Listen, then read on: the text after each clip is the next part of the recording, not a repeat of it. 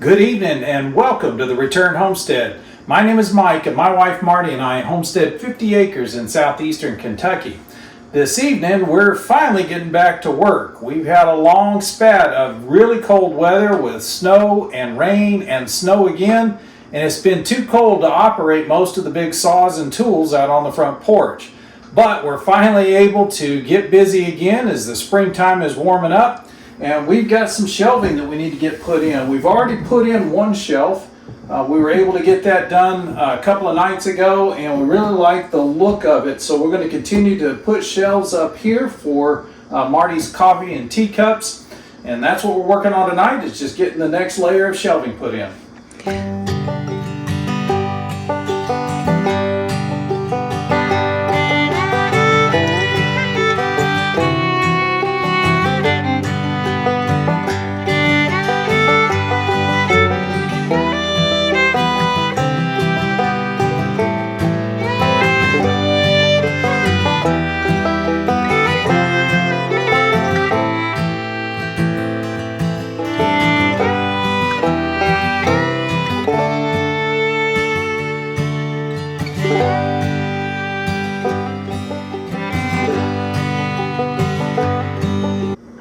So if you've watched any of our videos on the remodel that we're working on, this is a 2001 Fleetwood mobile home. It wasn't in bad shape when we took over the property, but it just wasn't set up nice. So we're redoing the entire thing.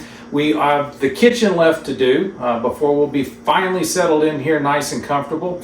We've already moved down into the property, and then the winter hit, and it's been almost impossible to get anything done.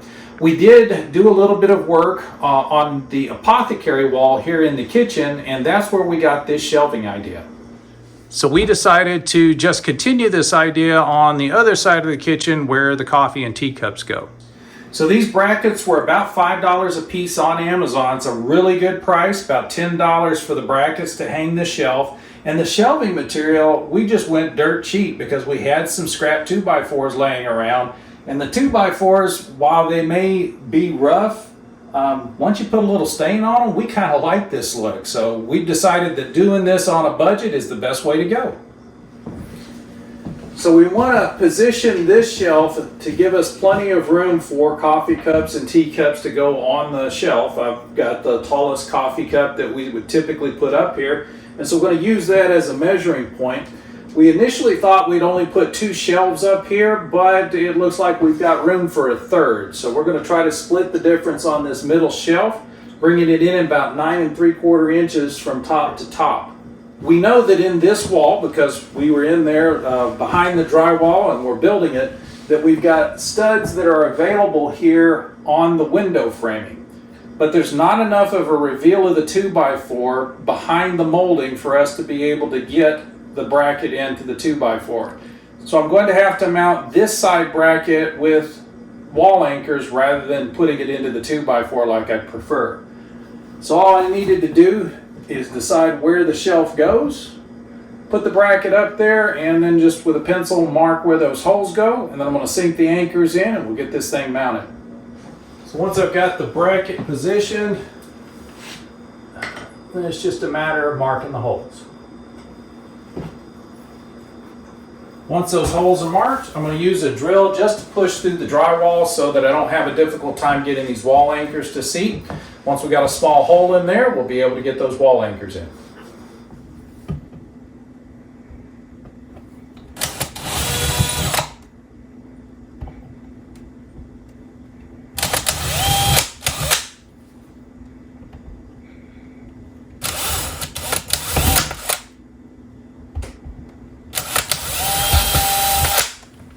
And the wall anchors that we're using today, we just picked these up at the hardware store.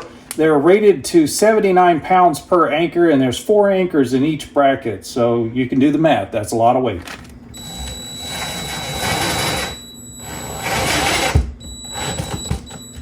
If you are using a ratchet driver to put these in, remember that this is not a screw.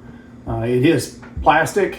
It's pretty soft plastic, and it's going into drywall. So you want to be gentle with how much you torque it down.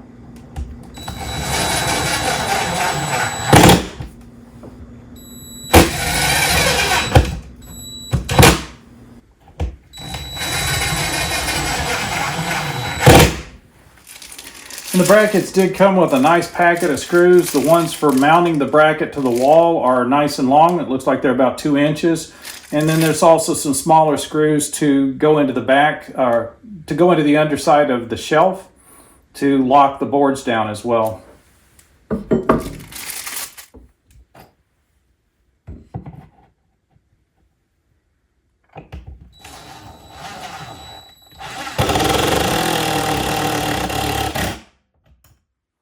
Yeah, I'll need one in a sec.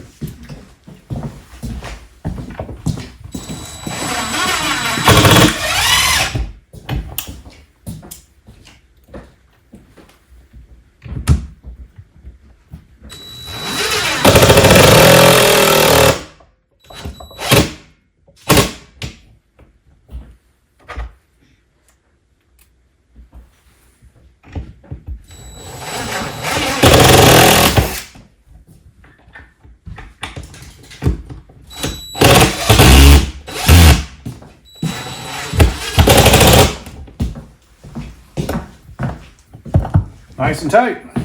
Then all we have to do is figure out where the other bracket goes.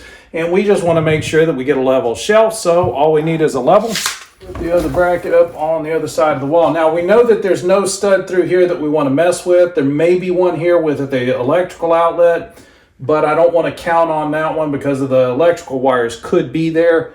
There is a stud here in the corner, so that we're going to drop this anchor on the corner exactly, and that will allow me to reach that stud. So we'll just hold the bracket up against the corner, and then we're just going to level it out. Try to get it dead bubble there. Once we got it level, we're not quite level on the bracket itself. There we go. Check that. We're good.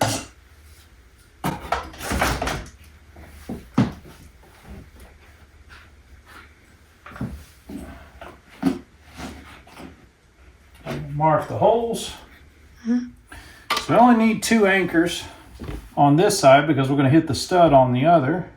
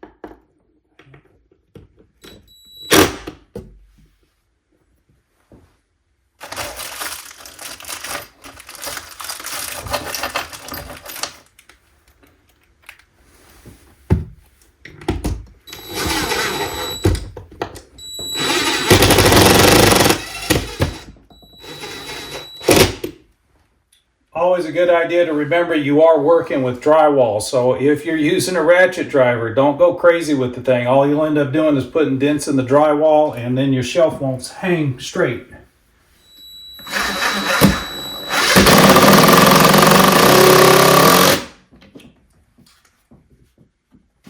Nice and solid. Then we just cut the shelf to length to fit in between the molding and the wall, and drop those 2 pieces of wood on top, run a screw up in from the bottom. And this is why we decided to use the 2x4s. I know a lot of folks like to cover shelving up with paint so that it's all a single color, but we love the look of the grain on these 2x4s when it gets hit with just a little bit of stain. So we've got a gray stain that we've put on there. We don't mind these big chunky knot holes or anything else in the shelf. So we're just looking for interesting surfaces that are going to make for an attractive shelf.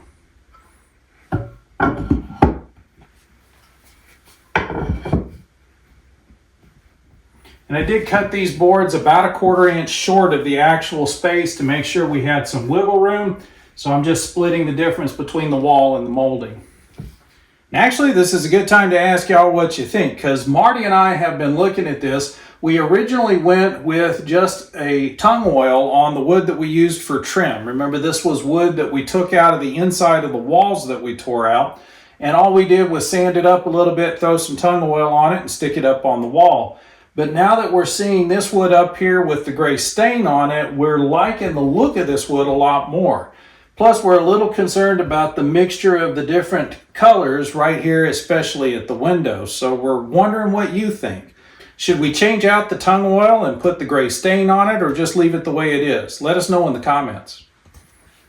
This is actually kind of nice. It's often difficult to deal with all of the high precision of putting shelving up. But when you're just working with rough wood and working on a budget, it doesn't have to be 100% perfect. This is just getting the job done.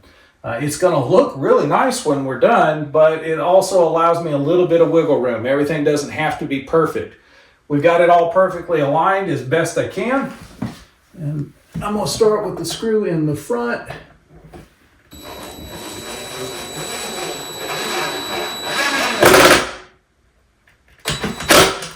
By screwing off the front board first, I'm trapping this backboard against the wall so that it is the same distance as the one below it.